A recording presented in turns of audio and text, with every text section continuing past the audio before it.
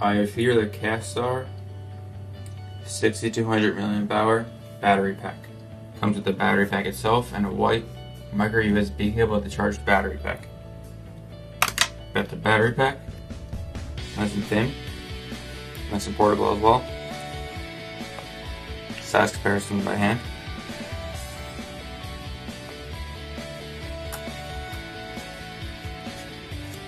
On this side you have a power button right there.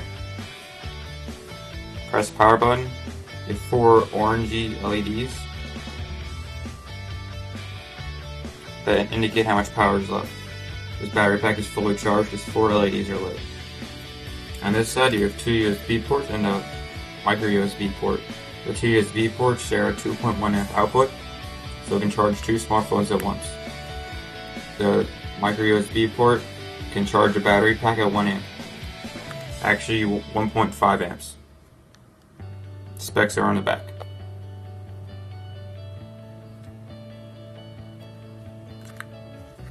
I'll show you it charging my iPhone 5.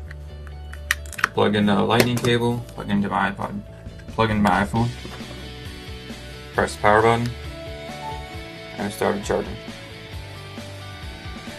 Plug in the other USB port.